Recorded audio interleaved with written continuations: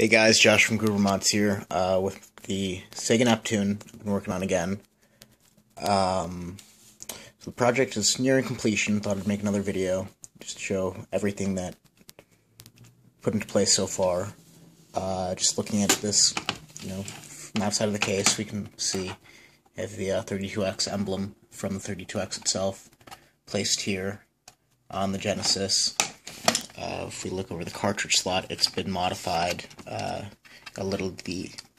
Got rid of the tabs here and here to accommodate 32X games and games from other regions, as well as making it a little wider. Had to take the flaps off, dust covers, to leave enough room. The pin connector here was getting in the way of the covers. Let's see. We have some vents here on the sides, and around back, because there's some speculation about having heat issues with 32X and the Genesis in the same casing. As long as we're back here, we've got 3 switches. This is Japanese English for the Sega Genesis, 50-60 Hz for the Genesis, and then NTSC to PAL for 32X games. We have a S-Video male connector here that isn't actually currently wired to anything, but I left it there just in case. In trying to implement the S-Video mod, discovered that it was really an either-or coming from 32X to have S-Video or composite output, and that by making the S-Video output clear, I had to sort of disrupt signal going to composite and redirect it by removing a resistor. Can't really see it right now. Otherwise, the S-Video output would have been all blurry, and you would have seen some lines across the screen, and you would have wondered, well, what's the point of this? Isn't S-Video supposed to look nice? And it wouldn't have. So everything's really connected to the outside of the case, so it's a little difficult to take a look inside right now. But we'll give it a try. Again, we have these really short wires to allow games like Street Fighter to work, which are said not to work. And these PCBs are laid flat out over the Genesis. We have a really small fan here, about the size of a bottle cap. It's attached to the underside of the 32X board. And we have another one here by the vents in the back of the case. One of the nice things about having one of the 3/4 boards, this is the MD2 VA4 revision, in case you're wondering, is that there's room for fans and other circuits over here. Had we chosen to put in an S-Video mod, I would have laid the circuit out right around here. Let's see, looking back here, this right here replaces that double DIN connector that would have gone from the back of the 32X to the Sega Genesis. And here we have, this is actually the output from the 32X, which has been attached to the Genesis board. The power, the AC input, is wired together with a 18-gauge solid core wire from the Genesis AC input to that on the 32X. Having a few issues with that. I'll demonstrate here in a minute when I get everything put back together and turned on. So that's what's going on the inside. Give me a minute to get everything put back together, and I'll show you how it works right now. Alright, so quickly here, before I get everything hooked up to the TV and plugged in, just want to demonstrate, the cartridge slot works. So here's Toe Jam and Earl. This is an American game. Nice fit. Got a little room on the edges.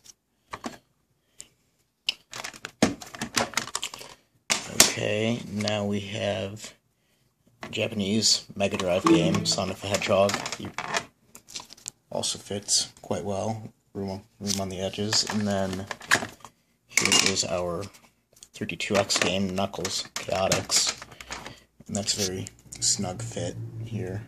I don't believe 32X games from other regions have a different shape, but I am going to be testing it on a European PAL 32X game as well, which I do not have in my possession at this time.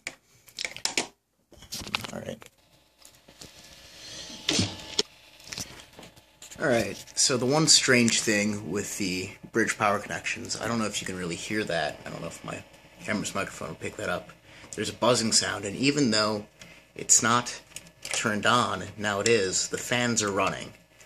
And while the connections are bridged, this issue doesn't exist when I'm using the two separate power supplies. I can't actually turn it off, and the reset button doesn't work. So, 32X games won't run when the power button is in the off position. The light is still on, and the fans are still running. So the only way to actually turn it off is to pull power cord. So I'm working on resolving that issue right now. So far to no avail, but I'm looking at all options. So first off, we're going to test it out just with our regular Sega Genesis game. Showed you guys earlier this game, Toe Jam and Earl. Let's get the TV on. Plug the TV in first, I guess.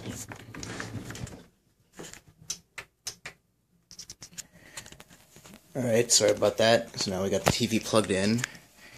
Sega Neptune is plugged in, so we're just going to hit the power button. So there's already electricity flowing to it, but there's no video. So there's the power button. Let's turn the volume up a little.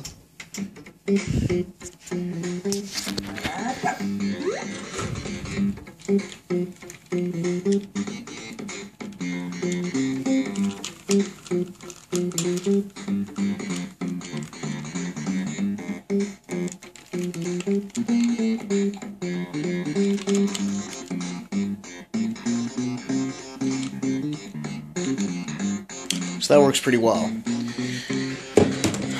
So we're gonna have to unplug it to switch games, which is a big pain right now. So here's the other game we've been testing it with so far, the 32X game, Knuckles Chaotix.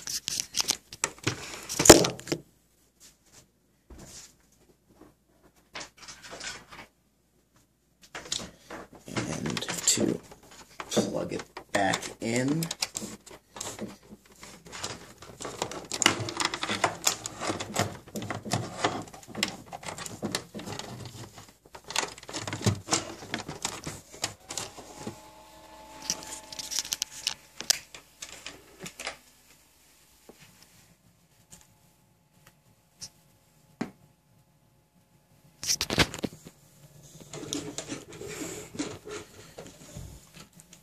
And there we go.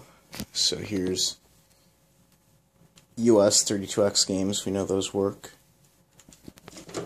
Although it looks like we're having some issues with this game right now, which is normal for this cartridge. Some days it works, some days it doesn't. Let's try it again here. It might be something with the switches in the back.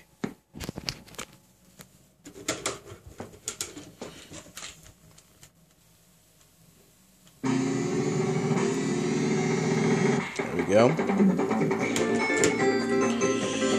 Alright, last but not least, and this is actually one of the cooler things that the Neptune, engine-modded Neptune does, other than, of course, you know, the whole being able to play Sega Genesis and 32X games. Apparently, Japanese Mega Drive games made after, I think it was 93, that have the region protection actually have both English and Japanese text in them. And using our language switch, we can actually view both character sets.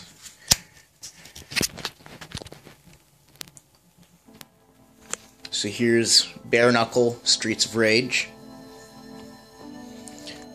It's a Japanese Mega Drive cartridge, as you can see here. And right now, it's American, English text, not American. We don't have our own language, but we think we do. So let's flip the language switch, reset it. Sega logo doesn't show up. That's the cartridge. I need to clean it. And let's see what happens. Same game. And we have Japanese. So I think that's really cool how that works.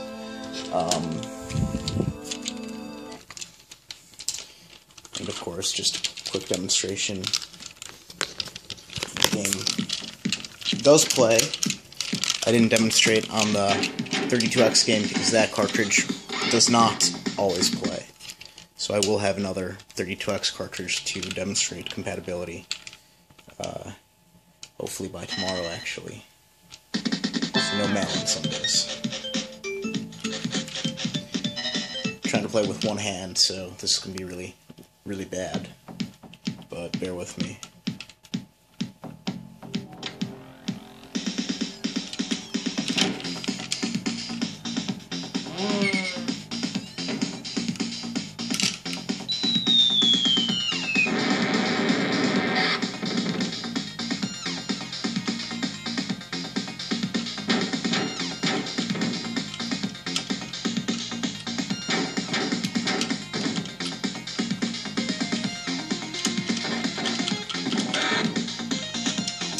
Okay, enough of me getting my butt kicked. So what's left is to correct the power issue. Gonna do some rigorous testing, leaving the system on for 12 to 24 hours. Running, monitoring the video output from games from various regions for both the 32X and the Genesis. Making sure the fans run consistently, no power spikes. Testing the power with a multimeter every few hours. Just making sure everything's running smoothly before I declare this project done. So that's what's going on. Stay tuned for more.